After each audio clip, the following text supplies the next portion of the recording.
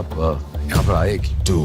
मैं यहाँ इसलिए आया हूँ क्योंकि मेरे साथ जो हुआ वो इस देश में किसी और के साथ नहीं होना चाहिए। वाह, क्या समझ रखा है मुझे? मैं एक रॉकेट साइंटिस्ट हूँ।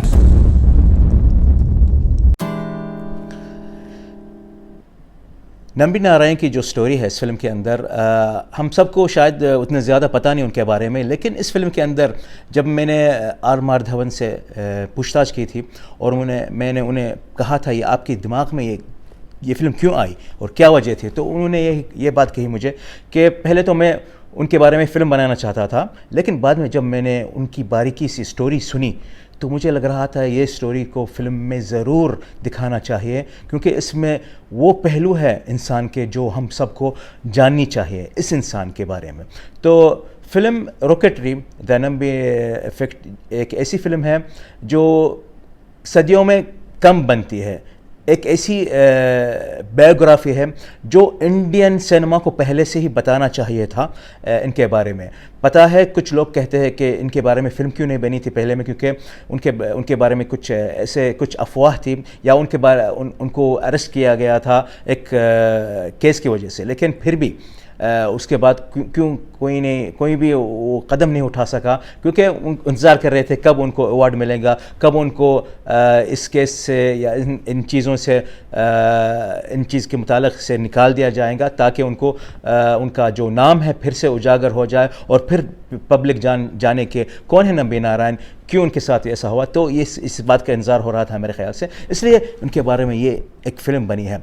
आर माधवन ने ये ज़िम्मा उठाया है as a producer, as a director, as a writer and as a actor to make this movie। ये तो एक बहुत ही मेरी नज़र में एक बहुत ही भयानक सपना रहता है एक फिल्म मेकर के लिए कि मैं ऐसी फ़िल्म बनाऊंगा और इतने लोग मेरे साथ इतने काम रहेंगे मुझे करने के लिए एक फ़िल्म के अंदर। तो ये ज़िम्मा आर माधवन ने उठाया है, और कैसे उठाया है मैं अभी बताऊंगा आपको। सर ये रॉकेटरी नहीं है, पपेटरी है। पहले तो ये फ़िल्म कई लैंग्वेज में बनी है, Tamil, Telugu, Malayalam and Hindi of course and English also. कई लैंग्वेज में बनाना फ़िल्म कोई आसान काम नहीं है।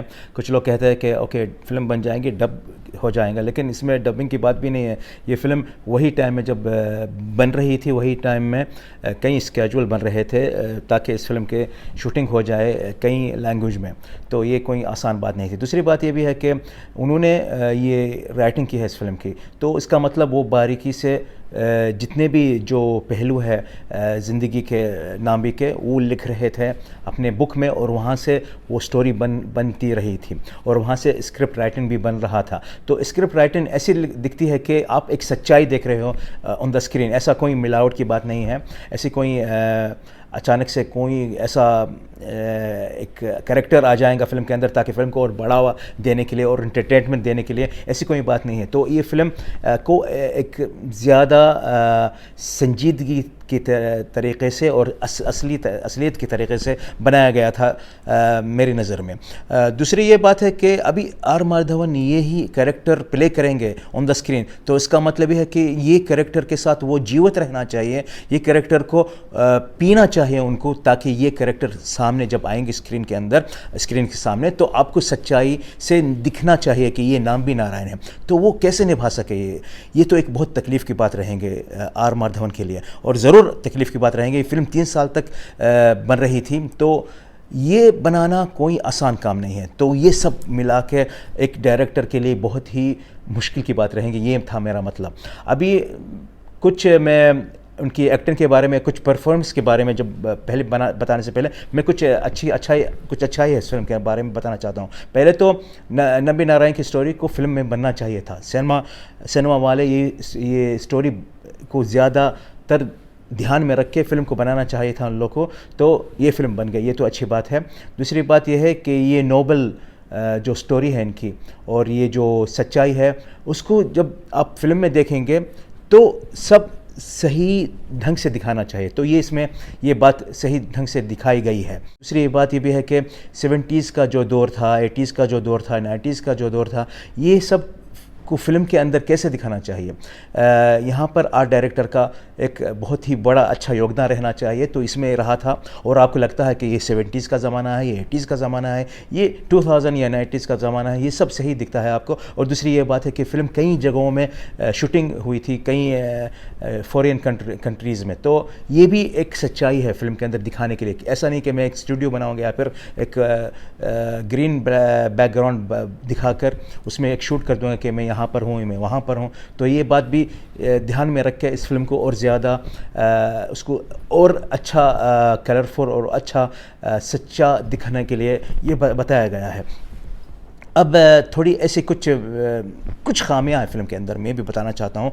As a director R Madhavan ने ये फिल्म को बहुत ही जिया है, इतना जिया है कि नंबी नारायण को यहाँ पर एक एंड में एक सीन में दिखाया गया था। वो सीन अगर वो नहीं रहता तो मेरे नज़र में अच्छा रहता था। मेरे नज़र में वो इन द एंड जब उनको अवार्ड मिलता है तो वहाँ पर दिखते थे तो अच्छा था मेरे लिए। लेकिन शायद उतना जे है आर माधवन के, उनको यहाँ पर भी कुछ अपने तरफ से एक गिफ्ट देना चाहते थे मेरे ख्याल से, लेकिन ये थोड़ा कमज़ोरी था। और दूसरी ये बात है कि इसमें जितनी भी साइंस के बारे में जितनी भी जो नंबर्स है या बातचीत है वो बहुत ही डिटेल्स में नहीं दिखाया गया, और इसमें ज़्यादा बताया गया कि हम लोग जैसे कि हमें पता नहीं ये नासा के बारे में या फिर ये जो नंबर्स है इन चीज़ों के बारे में हमें पता नहीं है, तो हमको ऐसा लगता है कि ये फ़िल्म बहुत ही हमारे ऊपर चढ़ जा रही थी। तो ये एक कुछ जगहों में एक कमज़ोरियाँ भी दिखाई गई थी। लेकिन बहरहाल आपको जो इस फिल्म के अंदर जो बांधिया रखेंगे उनकी स्टोरी, नाम्बी जी की स्टोरी, जो शुरुआत में कैसे पढ़ रहे थे और कहाँ तक वो कैसा इंडिया को प्राउड किए थे उस टाइम में, और एक काम था उनको मिलने वाला नासा से, वो भी काम को ठुकरा दिया क्योंकि उन्हें अपने देश से बहुत प्यार था। तो ये सब दिखाने के लिए, और दूसरी बात जब उनको देशद्रोही का जो धब्बा लग गया था, क्या क्या सहन करना पड़ा उनको और उनके फैमिली को, तो ये सब जो दिखाया गया फिल्म के अंदर वो आपको बहुत ज़्यादा छू जाएगा और आपको बहुत ही लगेगा कि ये ऐसी सच्ची कहानी है, देखने में बहुत कम मिलती है फिल्म इंडस्ट्री में। एज अ परफॉर्मेंस ये फिल्म तो शुरू से आखिरी तक आर माधवन की है। आर माधवन ने इस फिल्म के अंदर वो रोल निभाया है जो बहुत ही कम लोग निभा सकते हैं, और सदियों में एक बार कोई ऐसा रोल निभा सकता है। और एज अ बायोग्राफी, अब एक बायोग्राफी रोल जब करेंगे तो वो रोल को आप जीना चाहिए शुरू से आखिरी तक। ऐसा नहीं कि मैं 40 दिन में या 2 महीने में या 3 महीने में एक बायोग्राफी बना दूंगा, ये नहीं बन सकता, बिल्कुल नहीं बन सकता। तो ये 3 साल तक ये बन रही थी फिल्म। और दूसरी बात, उन्होंने बहुत जान तोड़कर मेहनत करके ये रोल के अंदर छा गए। वो अगर उनके हाथ में रहता तो वो एज अ डायरेक्टर काम करते थे, कोई और को बुलाते थे ये फिल्म के अंदर ये रोल निभाने के लिए, लेकिन वो उनको लग रहा था कि वो रोल निभा सकते हैं। तो ये मेहनत उनकी रंग लाई ऑन द स्क्रीन। हम सब जब ऑन द स्क्रीन देख रहे थे फिल्म तो हमें लग रहा था कि ये असल में नंबी नारायण है जो स्क्रीन के अंदर दिखाई दे रहा था एज अ मादी जो माधवन जो एक्टर है। और उन्होंने इतनी जान तोड़ कर मेहनत की, दांत तोड़ दिए, अपने स्टोमक बढ़ा दिए, कभी कभी अपने बाल, ये सब सच दिख रहा था फिल्म के अंदर। तो ये सब जो मेहनत है वो मेहनत सिर्फ गेटअप के वजह से नहीं, as a actor, as a human performance जो उन्होंने दिखाया है ऑन द स्क्रीन, वो सब दिख रहा था सही सच्चाई में ऑन द स्क्रीन। तो मेरी नज़र में आर माधवन इस साल के सबसे बेहतरीन एक्टर है। उनको अवार्ड मिलने में तो मेरे ख्याल से कोई रोक नहीं सकता, वो अवार्ड के हकदार है अभी तक मेरे नज़र में फॉर दिस मूवी रॉकेटरी। अभी अलग अलग जो कैरेक्टर है इस फिल्म के अंदर, कुछ ठीक ठाक थे, कुछ उतने ज़्यादा छाए नहीं गए। स्पेशली जो फॉरेन जो लैंग्वेज के जो एक्टर्स थे मुझे ज़्यादा पसंद नहीं आए। I am sorry for that, because उनकी लैंग्वेज उतनी ज़्यादा अच्छी नहीं दिख रही थी मुझे। और दूसरी बात, उनकी डिलीवरी जो डायलॉग डिलीवरी थी कुछ पुराने फिल्मों की तरह दिख रही थी जो पुराने बॉलीवुड फिल्मों में दिखाई देती है। एनीवे कुछ ऐसे भी एक्टर है जो छाए नहीं गए, जैसे कि माधवन के जो फैमिली है उनमें सिर्फ उनकी जो बीवी का रोल कर रही थी वो बहुत ही अच्छी थी, सिमरन मेरे ख्याल से उनका नाम है, बहुत ही अच्छा एक्टिंग था उनका। लेकिन उनके जो बच्चे थे या कुछ है फैमिली कि जो लोग उनको ज़्यादा दिखाया नहीं गया फ़िल्म के अंदर, ये मुझे थोड़ा अच्छा भी नहीं लगा था। शायद अगर उनको ज़्यादा दिखाते तो अच्छा लगता था, लेकिन फिर भी फ़िल्म जब आप फ़िल्म देखते हैं तो ये शायद ऐसी कुछ चीज़ है आपके दिमाग में नहीं आती, आप उनको ज़्यादा ध्यान में नहीं देते। अब बात करते हैं Shahrukh Khan as a cameo. आप फ़िल्म के अंदर शाहरुख खान को एज अ कैमियो में रोल में देखेंगे और वो शुरू से आखिर तक दिखाई देंगे फ़िल्म के अंदर, क्योंकि वो फ़िल्म में इंटरव्यू करते हैं नाबी जी के साथ और पूछताछ करते हैं कि उनकी ज़िंदगी में ये ऐसा हुआ वैसा हुआ। तो हर बार एक पहलू जब ख़त्म होता है तो फिर कैमरा शाहरुख खान के पास जाता है, तो ये आप जब देखते हैं तो बोलते हैं अरे शाहरुख खान शुरू से आखिर तक फ़िल्म के अंदर रहता है। इसका मतलब ये है कि ये फ़िल्म पहली फ़िल्म रहेंगी शाहरुख खान की एज अ कम बैक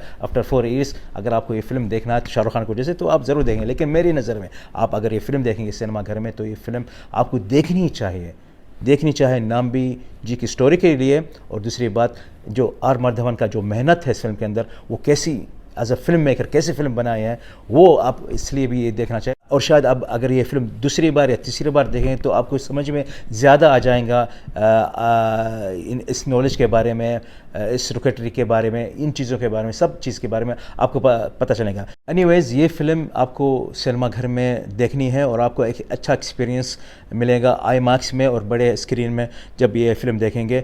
ये फ़िल्म को बढ़ावा देना चाहिए हर किसी को, जो सिनेमा लवर है और जो इंडियन है, मेरे ख्याल से उन लोग को ज़्यादा इस फिल्म को बढ़ावा देना चाहिए। लेकिन हम जो अरब लोग हैं, हम फिल्में देखना बहुत पसंद करते हैं, तो हम ये सिनेमा घर में ज़रूर देखेंगे। और मैंने तो देखी ये फ़िल्म और मुझे बहुत पसंद आई है, और बहरहाल मैं इस फिल्म को देता हूँ 3.5 आउट ऑफ 5 स्टार्स।